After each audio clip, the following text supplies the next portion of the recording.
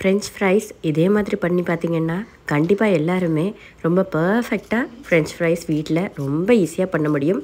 அதுவும் ரொம்ப கஷ்டம்லாம் படாமல் நம்ம வேக வச்ச உருளைக்கிழங்கை வச்சு எப்படி ரொம்ப ஈஸியாக ஃப்ரெஞ்ச் ஃப்ரைஸ் பண்ணலான்னு பார்க்கலாம்.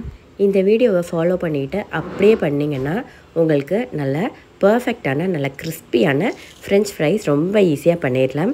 இப்போது எப்படி பண்ணலான்னு பார்க்கலாம். மீடியம் சைஸில் ஒரு 3 உருளைக்கிழங்கு எடுத்துக்கோங்க. அதை நம்ம இப்போ 3 விசில் விட்டு ப்ரெஷர் குக் பண்ணி எடுத்துக்கலாம். இப்போ ஒரு 10 நிமிஷத்துக்குள்ளே நம்மளுக்கு வந்து உருளைக்கிழங்கு எல்லாமே நல்லா சூப்பராக வெந்து வந்துடும். இப்போ அந்த தண்ணி இல்லாமல் நம்ம வந்து உருளைக்கிழங்கை மட்டும் எடுத்து ஒரு பிளேட்டுக்கு வச்சுட்டு நம்ம இதை நல்லா மேஷ் பண்ணி எடுத்துக்கலாம். நல்லா எந்த கட்டையுமே இல்லாமல் நல்லா ஃபுல்லாக உடச்சி எடுத்துக்கோங்க. நான் வந்து பர்சனலாக நிறைய வீடியோஸ் எல்லாம் பார்த்துட்டு நான் ஃப்ரெஞ்ச் ஃப்ரைஸ் வந்து ட்ரை பண்ணியிருக்கேன். ஆனால் எனக்கு வந்து அந்த பர்ஃபெக்டாக நம்ம அந்த கடையில் வாங்குற மாதிரி ஃப்ரெஞ்ச் ஃப்ரைஸ் இதுவரை கிடைச்சதே கிடையாது. ஆனால் இந்த மெத்தட் வந்து ரொம்ப சிம்பிள், அதே சமயம் நம்மளுக்கு நல்ல கிறிஸ்பியாகவே இது வந்து கிடைக்கிது. அதனால் தைரியமாக யாருனாலும் ட்ரை பண்ணி பார்த்துக்கோங்க. கண்டிப்பாக இது வந்து ஃபெயில் ஆகவே ஆகாது. அடுத்ததாக இப்போ பார்த்திங்கன்னா நல்லா மேஷ் பண்ணி எடுத்தாச்சு. அதில் ஒரு 1/2 டீஸ்பூன் அளவுக்கு சில்லி ஃப்ளேக்ஸ் சேர்த்துக்கலாம். 1/4 டீஸ்பூன் அளவுக்கு உப்பு சேர்த்துக்கோங்க. உப்பு உங்களுக்கு தேவையான அளவு சேர்த்துக்கோங்க. நான் கரெக்டாக மெஷர்மெண்ட் சொல்லலை. ஒரு பிஞ்ச் அளவுக்கு கரம் மசாலா சேர்த்துக்கோங்க. கரம் மசாலா ஒரு பிஞ்சோட கூட சேர்த்துறாதீங்க. அதுக்கப்புறமேட்டு என்கிட்ட மல்லி இலை இல்லை, அதனால் நான் கஸ்தூரி மேத்தியை நல்லா சாப் பண்ணிவிட்டு சேர்த்துருக்கேன். மல்லி இலை இருந்துச்சுன்னா மல்லி இலை சேர்த்துக்கோங்க. அப்புறம் ஒரு பிஞ்ச் அளவுக்கு மஞ்சள் தூள், ஒரு 1/4 டீஸ்பூன் அளவுக்கு காஷ்மீரி சில்லி சேர்த்துக்கோங்க. அது வந்து நம்மளை வந்து ஒரு கலருக்காக தான் சேர்க்குறோம். இப்போ இது எல்லாத்தையுமே ஒரு தடவை இந்த உப்பு, மஞ்சள் தூள், மிளகாத்தூள் எல்லாமே நல்லா ஒரு தடவை மிக்ஸ் பண்ணி விட்டுட்டு அதுக்கப்புறமேட்டு நம்ம வந்து மாவு சேர்த்துக்கலாம். இப்போயே பார்த்திங்கன்னா கொஞ்சம் அங்கங்கே கெட்டையாக இருக்குது. அது எல்லாத்தையுமே இந்த மாதிரி நம்ம மேஷ் பண்ணுறப்போ நல்லா உடச்சி விட்டுக்கோங்க. இப்போ அடுத்ததாக பார்த்திங்கன்னா கார்ன்ஃப்ளவர் 4 டேபிள் ஸ்பூன் அளவுக்கு சேர்த்துக்கோங்க. கார்ன்ஃப்ளவர் 2 டேபிள் ஸ்பூனும் வேணும்னா அரிசி மாவு 2 டேபிள் ஸ்பூனும் சேர்த்துக்கலாம். நான் இங்கே 4 டேபிள் ஸ்பூனுமே கார்ன்ஃப்ளவர் மட்டும்தான் சேர்த்துருக்கேன். அரிசி மாவு சேர்க்கல. அரிசி மாவு சேர்த்தாலும் ஒன்றும் பிரச்சனை இல்லை, நல்லா தான் வரும். இப்போ நம்ம வந்து கையை வச்சு நல்லா இதை ஒரு பால் மாதிரி நம்ம சப்பாத்திக்கு எப்படி மாவு பிசைவோமோ அந்த மாதிரி ஒரு பால் மாதிரி ஆக்கி எடுத்துக்கோங்க. இதை இப்போ பிசைஞ்சு எடுக்கிறதுக்கு நான் இங்கே ஒரு துள்ளி தண்ணி கூட எதுவுமே சேர்க்கவே கிடையாது. எண்ணெயோ எதுவுமே சேர்க்கல. வெறும் அந்த உருளைக்கிழங்குல இருக்கிற அந்த ஈரத்தன்மை வச்சு தான் இது ஃபுல்லாமே பிசைஞ்சு எடுத்திருக்கேன். தண்ணி வந்து சேர்க்கவே வேண்டாம் சுத்தமாக. இப்போ வந்து லைட்டாக அது மேலே ஒரு 2 சொட்டு எண்ணெய் விட்டுட்டு இந்த மாதிரி நல்லா ஷேப் பண்ணி எடுத்துக்கோங்க. நம்ம வந்து இதை இப்போ ஒரு பட்டர் பேப்பரில் வச்சு நம்ம சப்பாத்திக்கு எப்படி நம்ம ரோல் பண்ணுவோமோ அந்த மாதிரி அதை வந்து நம்ம தேய்ச்சி எடுக்க போகிறோம். அதனால தான் ஒட்டாமல் இருக்கிறதுக்காக தான் ஒரு 2 சொட்டு எண்ணெய் விட்டது. இப்போ 2 ஷீட்டு பட்டர் ஷீட் எடுத்துக்கோங்க. அதை இந்த மாதிரி நம்ம ஏதாச்சும் ஒரு கட்டர் மேலே போர்டில் வச்சுட்டு அதுக்கு மேலே நம்ம இப்போ ரெடி பண்ணி வச்சுருக்கிற இந்த உருளைக்கிழங்கு பேட்டரை நம்ம அந்த ஷீட்டுக்கு மேலே வச்சுக்கலாம். இப்போது நம்ம வந்து சப்பாத்திக்கு எப்படி லைட்டாக இந்த மாதிரி தட்டி விடுவோமோ அதே மாதிரி இந்த பேட்டரையும் இந்த மாதிரி கை வச்சு நல்லா கொஞ்சம் ப்ரெஸ் பண்ணி விட்டுக்கோங்க. அடுத்ததாக நம்ம இப்போ அதுக்கு மேலே இதே மாதிரியே இன்னொரு ஷீட்டு வைக்க போகிறோம். அது எதுக்குன்னு கேட்டிங்கன்னா, நீங்கள் வந்து டைரெக்டாக சப்பாத்தி கட்டை வச்சு அப்படியே மேலே வச்சு உருட்டினீங்கன்னா அந்த பேட்டர் வந்து சிலப்போ இந்த கட்டையிலெல்லாம் ஒட்டி வரதுக்கு சான்ஸ் இருக்குது. இந்த மாதிரி ஒரு பேப்பர் வச்சுட்டு பண்ணிங்கன்னா உங்களுக்கு வந்து ஒட்டாமல் நல்ல ஈவனாக உங்களுக்கு வந்து ஸ்ப்ரெட் பண்ணி எடுக்க முடியும். நீங்கள் வந்து டைரெக்டாக பண்ணிங்கன்னா உங்களுக்கு வந்து அது பிரேக் ஆகி போகிறதுக்கு கூட சான்ஸ் இருக்குது. அதனால் இந்த மாதிரி பண்ணிக்கோங்க. நம்மளுக்கு வந்து நல்ல ஈவனாக எந்த ஒரு விரிசலுமே வராமல் நம்மளுக்கு நல்லாவே கிடச்சிரும். அதனால் மஸ்ட்டாக வந்து இந்த மேலே ஒரு பேப்பரை போட்டு மட்டும் நீங்கள் வந்து இந்த மாதிரி ரெடி பண்ணி எடுத்துக்கோங்க.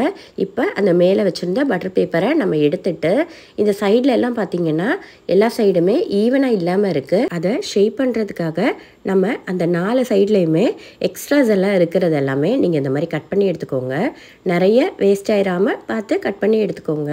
சப்போஸ் உங்களுக்கு வந்து ஷேப்பாக கொஞ்சம் வந்து ஆக்கிறதுக்காக கொஞ்சம் நிறையா கட் பண்ண வேண்டிய அவசியம் வந்துச்சுனாலும் கட் பண்ணிக்கோங்க, ஒன்றும் பிரச்சனை இல்லை. கட் பண்ணி எடுத்துட்டு அதை வந்து நம்ம ஒரு பால் ஆக்கிட்டு திருப்பி இதே மாதிரி ஷேப் பண்ணி எடுத்துக்கலாம். அதனால் சப்போஸ் உங்களுக்கு அப்படி வந்தாலுமே கவலைப்பட வேணாம், அந்த மாதிரி செஞ்சுக்கோங்க. வர எக்ஸ்ட்ராஸ் எல்லாத்தையுமே அந்த மாதிரி நம்ம ஃப்ரை பண்ணி எடுத்துக்கலாம்.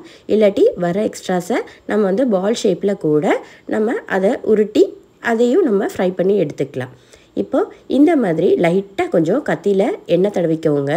எண்ணெய் தடவிட்டு இந்த மாதிரி நேராக ஸ்ட்ரிப்ஸாக கட் பண்ணி எடுத்துக்கோங்க. சப்போஸ் நீங்கள் வந்து தண்ணி எதுவும் சேர்த்து மிக்ஸ் பண்ணி எடுத்துட்டிங்கன்னா உங்களுக்கு வந்து இந்த மாதிரி கட் பண்ணி எடுக்கிறதுக்கு வராது. லூஸ் ஆயிடுச்சுன்னா மாவு வந்து உங்களுக்கு இந்த மாதிரி ஷேப்பாக கட் பண்ணவே முடியாது. அதனால் எந்த இடத்துலையுமே நம்ம வேக வைக்கிற நேரத்தில் தவிர அந்த தண்ணியுமே சுத்தமாக நம்ம வந்து அவாய்ட் பண்ணிடணும். அப்படின்னா தான் உங்களுக்கு வந்து இந்த மாதிரி ஸ்ட்ரிப்ஸாக கிடைக்கும்.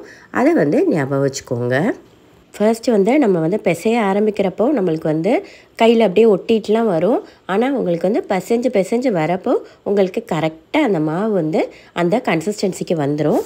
அதனால் பார்த்து மாவை பிசைஞ்சு அந்த பக்குவமாக பார்த்து எடுத்துக்கோங்க. இப்போ நான் வந்து இங்கே கொஞ்சம் பெரிய ஸ்ட்ரிப்ஸாக தான் பண்ணுறேன், கட் பண்ணி எடுத்திருக்கேன். நீங்கள் வந்து உங்களுக்கு இவ்வளோ பெரிய ஸ்ட்ரிப்ஸாக வேண்டாட்டி நீங்கள் வந்து இதையே ரெண்டாக நடுவில் வச்சு கட் பண்ணிக்கிட்டு இதோட பாதி அளவுக்கு கூட நீங்கள் வந்து இதை கட் பண்ணி எடுத்துக்கலாம். இல்லாட்டி நம்மளுக்கு பிடிச்ச ஷேப்பில் கட் பண்ணி எடுத்துக்கலாம். இப்போ அடுத்ததாக ஒரு பேன் எடுத்துக்கோங்க. அதில் நான் இப்போ சன்ஃப்ளவர் ஆயில் விட்டுருக்கேன். எந்த ஒரு ஃப்ளேவர் உள்ள எண்ணெயுமே நம்ம வந்து இந்த மாதிரி ஃப்ரைஸ்க்கெல்லாம் எடுக்காமல் இருக்கிறது தான் நல்லது. அதனால் சன்ஃப்ளவர் ஆயில் தான் பெட்டர். அப்போது சன்ஃப்ளவர் ஆயிலை நல்லா கொதிக்க விட்டுட்டு அதுக்கப்புறமேட்டு லைட்டாக ஒரு சின்ன பீஸ் வந்து நீங்கள் வந்து போட்டு பாருங்கள். அது உடனேயே உப்பி வர மாதிரி வந்துருச்சுன்னா டெம்பரேச்சர் கரெக்டாக இருக்குதுன்னு அர்த்தம். அப்போ வந்து நீங்கள் இதை ஸ்ட்ரிப்ஸை வந்து உள்ளே போட ஆரம்பிச்சுக்கோங்க. சப்போஸ் நீங்கள் வந்து ஃப்ளேம் வந்து அவ்வளோ கம்மியாக வச்சுட்டு நீங்கள் பண்ணிங்கன்னா உங்களுக்கு வந்து கரெக்டாக அந்த கிறிஸ்பினஸ் வராது. அதனால் டெம்பரேச்சர் வந்து எப்பயுமே கொஞ்சம் மீடியமாக வச்சுட்டு ஃபர்ஸ்ட்டு ஹை ஹீட்டில் வச்சு ஃபுல்லாக நல்லா கொதிக்க விட்டுட்டு அதுக்கப்புறமேட்டு ஹைக்கும் மீடியமுக்கும் இடையில வச்சுக்கோங்க. அப்போ வந்து கரெக்டாக உங்களுக்கு நல்லா கிறிஸ்பியாக உங்களுக்கு நல்லாவே இந்த ஃப்ரைஸ் வந்து நல்லா வெந்து வந்துடும். அதே மாதிரி நல்ல கிறிஸ்பியாகவே உங்களுக்கு கிடைக்கும். இது எல்லாத்தையுமே கொஞ்சம் ஞாபகம் வச்சுட்டு பண்ணிங்கன்னா உங்களுக்கு வந்து நல்லா பர்ஃபெக்டான ஃப்ரெஞ்ச் ஃப்ரைஸ் வந்து கிடச்சிரும்.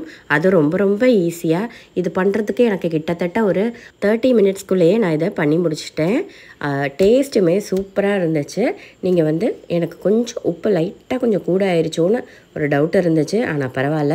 ஃபர்ஸ்ட் ஸ்டெப்பு நான் வந்து இப்போ ஃப்ரை பண்ணி எடுத்தாச்சு. அடுத்ததாக செகண்ட் ஸ்டெப்பு இப்போ போட ஆரம்பித்தாச்சு. அதையும் ஒரு தடவை டெம்பரேச்சர் பார்த்துக்கோங்க. ஒரு தடவை லைட்டாக ஒரு சின்ன பால் மாதிரி ரெண்டாவது தடவையும் போட்டு பார்த்துட்டு அதுக்கப்புறமேட்டு மட்டும் ஸ்ட்ரிப்ஸை வந்து போட ஆரம்பிச்சுக்கோங்க. இப்போ பார்த்திங்கன்னா ரெண்டாவது ஸ்டெப்பு போட்டாச்சு. ஒரு 5 நிமிஷம்லாம் நம்மளுக்கு எடுக்காது. அதுக்கு முன்னாடியே நம்மளுக்கு வந்து கரெக்டாக அது வந்து நல்லா உப்பி நல்ல கிறிஸ்பியாகவே நம்மளுக்கு வந்து கிடைக்கும். சூப்பராக இருந்துச்சு டேஸ்ட்டு. ஒரு சாஸ் மட்டும் வச்சு சாப்பிட்டிங்கன்னா சூப்பராகவே இருக்கும். நம்ம வந்து ஃபர்ஸ்ட்டு வந்து ஃப்ரை பண்ணி எடுக்கிறப்போ ஒரு 4 to 5 ஸ்ட்ரிப்ஸ் மட்டும் போட்டு ஃபஸ்ட்டு வந்து ஃப்ரை பண்ணி எடுத்துக்கோங்க. ஏன்னா வந்து நம்ம நிறைய போட்டோன்னா உங்களுக்கு வந்து அது வந்து நம்ம திருப்பி விடுறதுக்கு இடம் இருக்காது. அதனால் உங்களுக்கு வந்து அது உடஞ்சி போயிடுறதுக்கு சான்ஸ் இருக்குது. அதனால் ஃபர்ஸ்ட் பண்ணுறப்ப ஒரு 4 to 5 மட்டும் போட்டு ஃப்ரை பண்ணி எடுத்துக்கோங்க. அந்த மாதிரி பண்ணுறப்போ உங்களுக்கு வந்து ஈஸியாக ஃப்ரை பண்ணி எடுத்துடலாம். அதுக்காக தான் கடைசி ஸ்டெப்பில் நான் வந்து ஃபர்ஸ்ட்டு வந்து ஒரு 4 to 5 பீஸ் மட்டும்தான் போட்டேன். அதுக்கப்புறம் லாஸ்ட் ஸ்டெப்பில் இது வந்து 3rd ஸ்டெப்பு. அப்போது தான் நான் வந்து ஒரு 7-8 பீஸ் போட்டு வந்து ஃப்ரை பண்ணி எடுத்துக்கிட்டேன். எனக்கு வந்து உடையாமல் நல்லா பர்ஃபெக்டாகவே வந்துடுச்சு. இதே மாதிரியே ட்ரை பண்ணி பாருங்கள். ரொம்ப சூப்பரான நல்ல டேஸ்டியான கிறிஸ்பியான ஃப்ரெஞ்ச் ஃப்ரைஸ் வந்து இனிமேல் வீட்டிலையே பண்ணி எடுத்துடலாம். ஆனால் வேறு ஒரு விஷயம், நம்ம வந்து இதை எப்போ பண்ணுறோமோ அதை உடனே அப்போயே சர்வ் பண்ணிடணும்.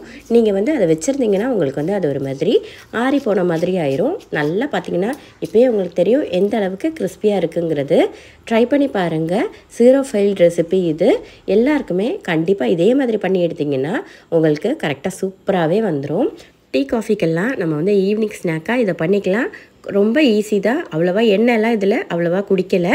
ஸோ தைரியமாக ட்ரை பண்ணி பாருங்கள். வீடியோ பிடிச்சிருக்குன்னு நினைக்கிறேன். வீடியோ பிடிச்சிருந்தா லைக் பண்ணவும், நம்ம சேனலை சப்ஸ்கிரைப் பண்ணவும், உங்கள் ஃப்ரெண்ட்ஸ் கூட ஷேர் பண்ணி கொடுக்கவும் மறந்துடாதீங்க. எல்லோரும் ஹெல்த்தியாக சாப்பிடுங்க, நல்லா ஹாப்பியாக இருங்க. பாய்.